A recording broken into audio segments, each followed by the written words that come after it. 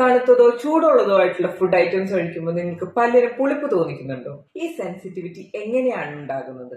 രാത്രികാലങ്ങളിൽ ഉറങ്ങുമ്പോൾ പല്ലിറങ്ങുകയും ഇതുവഴി പല്ലുകൾക്ക് തേയ്മാനം സംഭവിക്കുകയും ചെയ്യുന്നതാണ് ഒരു കാരണം.